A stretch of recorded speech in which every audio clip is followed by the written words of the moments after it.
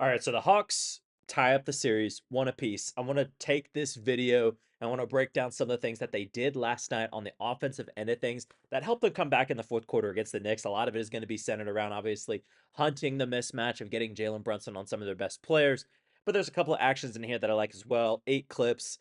Stick around if you want to just take a look at this. Obviously, I could make a entire Knicks video about their offense and where they faltered down the stretch, but I wanted to pertain this one to Atlanta because it's good to see guys like CJ McCollum have some of that success that he had last night. But here's one of the actions that I like. I said most of this is going to be centered around their ability to attack mismatches, specifically a Jalen Brunson mismatch. But I like this action a lot. I think it could be really well utilized if you're a coach watching this video.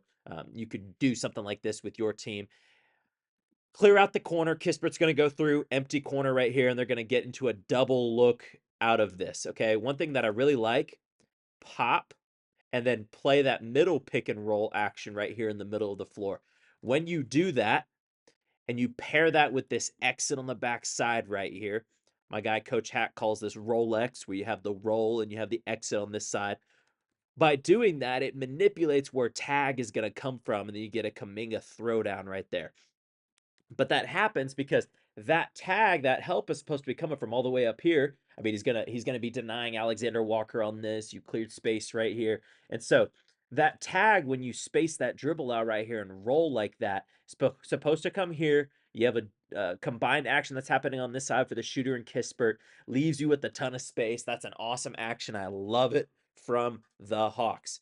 Moving it forward, though, as we continue to go through some of these clips right here, late clock situation. I mean, Jalen Brunson on the defensive end is going to be what either wins the series for the New York Knicks or what loses it for them.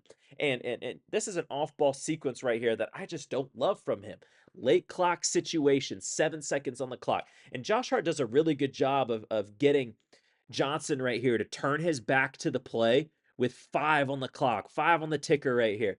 And from that, Jalen Brunson, there's no need to take a gamble. There's no need to help them create an advantage this late in the clock. You want to have a Towns potentially rotating over 5 on the clock. It's going to be tough to continue to move the ball around, rotate. But this is awesome by the Hawks right here. Great job by Daniels cutting back door whenever Brunson tries to stab and attack right there. And they kick it, swing it. Now we're in a scramble situation. Fly by Brunson. And I mean, situations like that. They ended up getting a make on that one, but it's just situations where Brunson is off ball that I don't love what he's doing on the defensive end of things, but obviously you got to keep him in the game. Now let's look at just some of the ways in which Atlanta is starting to attack him one on one a little bit more. First off, that was a problem throughout the latter part of the game, as Brunson just trying to create so many shots for himself and they're not falling. But the Hawks just do a great job of saying, okay, I recognize that I have Jalen Brunson on me, and whenever I have him on me, I'm just going to go and attack and make a play.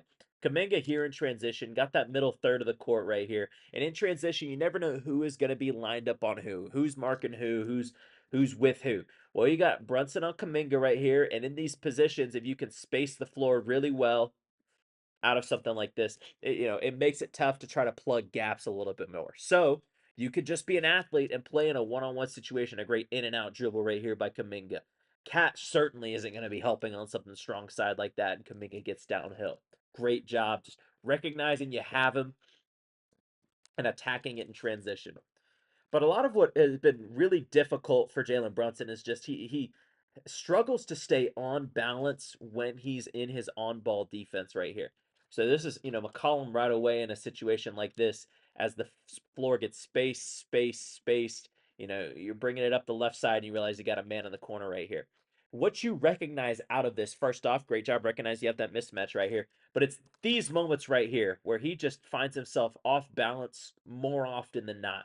He doesn't do a great job of keeping guys in front of him, and he finds himself off balance way more often than not. And so because of that, the defense really has to load up, load up, load up. And if Atlanta's hitting some of their shots, this is where the best offense is happening for Atlanta, in those moments where they have to overhelp because Brunson's on the ball in transition. They're hunting that matchup consistently.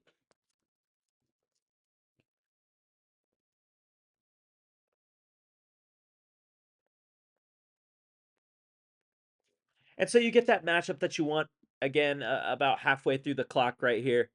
get that switch. And it seems like, the Knicks for the most part are okay with him switching.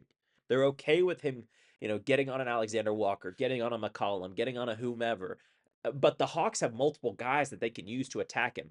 And whenever you have that switch right here, guys tend to off ball watch what's going on rather than watch their own guy. And so this is a great job by a Jalen Johnson right here of, pretty good job by Brunson right there staying up front. But as soon as he gets that ball, is attacking bigger gaps, getting downhill and being able to finish. But again, watch what's happening a little bit off ball here from Hart. Hart's eyes are just right here on the play. And so you got to be ready if you're off ball to attack bigger gaps. Brunson's not going to plug a gap right here.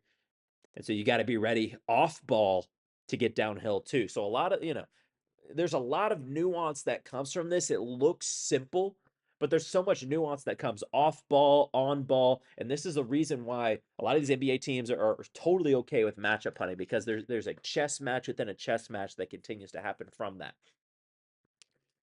Trying to get a switch from an action right here, potentially getting a ram look, falls down, but instead, hey, I'll sprint up and chase right here and try to get this switch. So, okay, you got the switch that you want right here. Brunson's still willing to fight in front, but he's off balance once again. So they do some of this stuff from actions as well. But I think truly whenever you're matchup hunting out of stuff like this, the spacing that you have matters.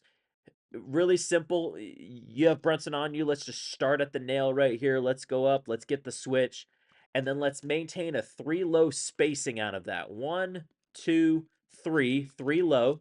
And then you have a ton of space. From here, I mean, you can't help off Alexander Walker right there. And to say that Cat has to cover too, like, that's a tough ask. So a great job right here. They end up going to a 4 low look to allow McCollum all the spacing just to play one-on-one and trust the skill set. Again, fantastic. And here is a vet play from CJ McCollum right here. Tied game, 43 seconds to go. And you're not trying to look to get a good shot late in the clock. You're pushing.